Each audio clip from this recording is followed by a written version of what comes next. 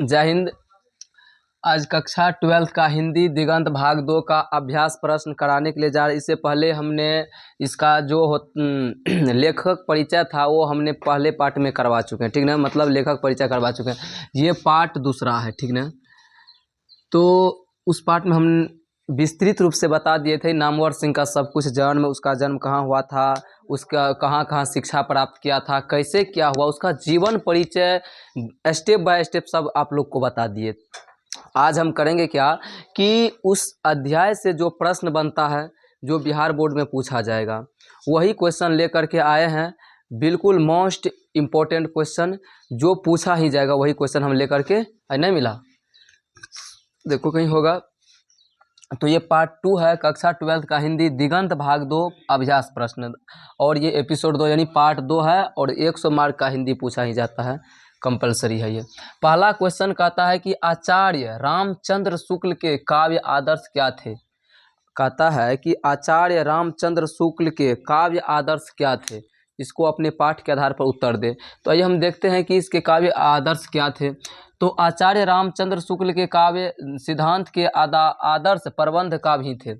आचार्य रामचंद्र शुक्ल के काव्य का जो सिद्धांत था, काव्य सिद्धांत, वह आदर्श प्रबंध काव्य था। कौन काव्य था? आदर्श प्रबंध काव्य थे। आदर्श प्रबंध काव्य क्या होता है कि क्योंकि ये प्रबंध काव्य जो है ना, इसमें मानव जीवन का संपूर्ण रहस्य दिया हुआ रहता है, ठीक ना। लेकिन अब होता क्या है कि आदमी के पास उतना फुर्सत नहीं है, टाइम नहीं है उस पूरा को पढ़ने के लिए। तो अब क्या करता है, उसका क्लाइमेक्स देखना पसंद करता है। हम पूरी मतलब 2 घंटा का मान चलो कोई फिल्म है तो हम 2 घंटा उस पर काहे टाइम बिताएंगे। उस 15 मिनट का जो क्लाइमेक्स उसका होता है वही कहानी पढ़ लिया जाता है, और पूरा कहानी पढ़ के ही पूरा 2 घंटा का फिल्म समझ में आ जाता है। तो वही कहता है कि आचार्य रामचंद्र शुक्ल का जो काव्य था ये आदर्श प्रबंधक काव्य थे। और यह प्रबंध इसलिए थे क्योंकि ये प्रबंध काव्य में मानव जीवन का एक पूर्ण दृश्य होता है। मानव जीवन का पूरा मतलब जन्म से लेकर के मरण तक एक पूर्ण दृश्य होता है, फिर फोटो लगा हुआ रहता है, ठीक ना। तो मतलब पूर्ण दृश्य रहता है। और लोग मुक्तक काव्य की निरसता व दीर्घता से उबने लगे हैं। लोग निरसत काव्य यानी दीर्घता मतलब फैला हुआ काव्य, इससे अब लोग दूर हटने लगे हैं। मतलब क्योंकि उसमें ज़्यादा टाइम लगता है पढ़ने में ज़्यादा टाइम, उसके बाद समझो और फिर वही बात, इसलिए उससे क्या होने लगे हैं, लोग उबने लगे। उबने का कारण एक ही है कि आदमी के पास अब क्या नहीं है, टाइम नहीं है, ठीक ना। तो उस जो है काव्य में, प्रबंध काव्य में मानव जीवन का एक पूर्ण दृश्य होता है। लोग मुक्तक काव्य की निरसता मतलब लंबाई, दीर्घता से क्या होने लगे हैं वे, अब वो सब उबने लगे हैं। अब ऐसी लंबी कविताओं को पढ़ने के लिए, अब ऐसी लंबी कविता जो प्रबंध काव्य होता है तो उस टाइप से कविता को पढ़ने के लिए किसी को फुर्सत नहीं है। मतलब किसी को अब उतना टाइम ही नहीं कि उतना बड़ा कविता को पढ़ सके, फुर्सत नहीं है। अतः रामचंद्र शुक्ल छोटे छोटे प्रबंध काव्य के आदर्श को ही स्वीकार करते हैं। इसलिए रामचंद्र शुक्ल जो है छोटे छोटे काव्य को लिखते हैं और उसी काव्य में पूरा संपूर्ण रहस्य को छिपा देते हैं, ताकि थोड़ा पढ़ें और उससे पढ़ने के बाद पूरा संपूर्ण रहस्य उसे हमें पता चल जाए।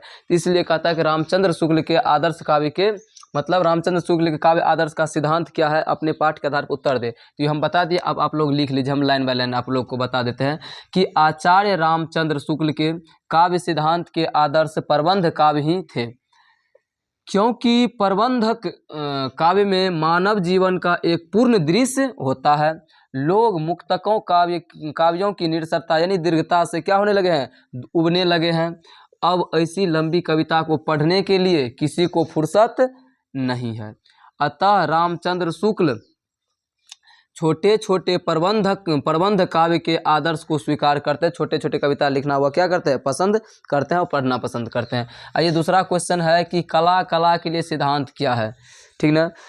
तो हिंदी के कवि नामवर सिंह के द्वारा लिखा गया ये शीर्षक प्रगीत और समाज के माध्यम से हिंदी समाज की जाति प्रकृति का वर्णन किया गया है। यूरोप के साहित्य में आधुनिक कविता का, यूरोप के साहित्य में ग्रंथ में आधुनिक कविता का जिस तरह से वर्णन किया गया है उसे ही कला के लिए कहा गया है। इसके तहत छोटी छोटी कविताओं की रचना की जाती है। कहता है का मतलब कला के लिए सिद्धांत क्या है। तो कला के लिए सिद्धांत यह है कि यूरोप के साहित्य में ग्रंथ में जिस तरह से कविता लिखा गया है ना, उसी को कला के लिए कहा गया, क्योंकि वह कविता बिल्कुल छोटे छोटे स्टेंजा में लिखा रहता है, छोटे छोटे में लिखा रहता है, उसी को कला के लिए कहा गया है। तो ये फिर से हम देखते हैं कि हिंदी साहित्य के प्रखर आलोचक नामवर सिंह द्वारा रचित शीर्षक परगीत और समाज, किसके द्वारा लिखा गया? ये नामवर सिंह के द्वारा। कौन सा कविता लिखा, कहानी लिखा गया है? परगीत और समाज, नामवर सिंह के द्वारा लिखा गया रचित शीर्षक का, नामवर सिंह के द्वारा रचित शीर्षक परगीत और समाज के माध्यम से हिंदी समाज की, किस समाज के? हिंदी समाज की जातीय प्रकृति का वर्णन किया गया है। ठीक, यहाँ से है कि यूरोप के साहित्य में आधुनिक कविता का जिस तरह से वर्णन किया गया, क्या किया गया है? आधुनिक कविता का जिस तरह से वर्णन किया गया है, उसे ही कला के लिए कहा गया है, क्योंकि इसके तहत इसके तहत बहुत बड़ा नहीं होता, बल्कि छोटी छोटी कविताओं की रचना की जाती है। ठीक ना? तो कला के लिए सिद्धांत यही है कि यूरोप के जो लोग के कविता है, साहित्य है, वह छोटे छोटे पैराग्राफ में होता है, छोटा छोटा होता है, लेकिन उसमें संपूर्ण मतलब रस छिपा हुआ रहता है, तो उसी को कला के लिए कहा जाता है। आइए हम तीसरा क्वेश्चन को देखेंगे कि परगीत को आप किस तरह से परिभाषित करेंगे? मतलब परगीत को हम किस तरह से परगीत का परिभाषा दे सकेंगे, क्या है परगीत, उसको हम जानेंगे। स्क्रीन बंद होता है। ठीक, तो परगीत को किस प्रकार हम परिभाषित करेंगे? तो आम तौर पर एकांत संगीत या अकेले बैठकर गाए हुए गीत को परगीत माना जाता है। मतलब अकेले में बैठ करके, एकांत मतलब एकांत, अकेले एक कोने में अंत में जाकर के एक जगह पे बैठ करके या अकेले बैठ करके गाए हुए गीत को हम क्या कह सकते हैं? परगीत कहते हैं। तो वही कहता है कि आमतौर पर एकांत संगीत या अकेले बैठकर गाए हुए गीत को परगीत माना जाता है। जो कविता सीधे सीधे सामाजिक न होकर के, जो कविता सीधे सीधे सामाजिक न होकर के अपने व्यक्तित्व व आत्मपरकता को अधिकता प्रदान करती है, वही परगीत के रूप में खड़ी उतरती है। विद्वान लोग यह भी मानते हैं कि परगीत कविता नितांत व्यक्तिक और आत्मपरक है। भाई जो कोई अकेले में बैठ कर करेगा तो समाज के बारे में थोड़ी ना सोचेगा, वो अपने आप में सोचेगा। अकेले बैठना मतलब टेंशन लेना, अपने आप में बैठ करके सोचेगा, क्योंकि यह सामाजिक हो ही नहीं सकता है। समाज में बैठेगा तब ना सामाजिक होगा। ये अकेले बैठ रहा है तो अकेले अपने व्यक्तित्व के बारे में सोचेगा, अपने बारे में ये सोचेगा। तो ये कहता है कि आमतौर पर मतलब परगीत क्या है? तो आमतौर पर एकांत संगीत या अकेले बैठकर गाए हुए गीत को परगीत माना जाता है। पहला तो यही हुआ। जो कविता सीधे सीधे सामाजिक न होकर के, जो कविता सीधे सीधे सामाजिक न होकर अपनी खुद की व्यक्तिकता व आत्मपरक को अधिकता प्रदान करते, क्या करते? आत्मपरक को अधिकता प्रदान करती है, वही परगीत के रूप में क्या करते? वही परगीत के रूप में खड़ी उतरते। वही किसके रूप में खड़ी उतरती है? परगीत के रूप में खड़ा उतरता है। ठीक, विद्वान लोग यह भी मानते हैं, विद्वान लोग जो है वह यह सब भी मानते हैं कि परगीत कविता नितांत व्यक्तिक और आत्मपरक है। परगीत कविता सिर्फ आत्मपरक, नितांत आत्मपरक है। ठीक ना? पूर्ण रूप से। आइए हम चौथा क्वेश्चन देखेंगे कि हिंदी कविता के इतिहास में, चौथा क्वेश्चन कहता है कि हिंदी कविता के इतिहास में परगीत का क्या स्थान है? हिंदी कविता के इतिहास में परगीत का क्या स्थान है? स्पष्ट करें या उदाहरण स्पष्ट करें या उदाहरण स्पष्ट करें। तो आइए हम देखते हैं कि हिंदी कविता के इतिहास में, किसमें? हिंदी कविता के इतिहास में परगीत का महत्वपूर्ण स्थान रखते हैं। हिंदी कविता के इतिहास में परगीत एक अपना महत्वपूर्ण स्थान रखते हैं। दूसरे शब्दों में हम यह भी कह सकते हैं कि कविता का इतिहास मुख्यतः, कविता का जो इतिहास है यह मुख्यतः तो परगीत मुक्तकों का ही रहा। तो अब तो दिखाई देता होगा। तो आइए हम कहते हैं हिंदी कविता के इतिहास में परगीत का क्या स्थान है, स्पष्ट करें।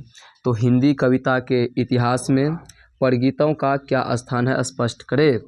तो उत्तर है कि हिंदी कविता के इतिहास में परगीत एक महत्वपूर्ण स्थान रखते हैं।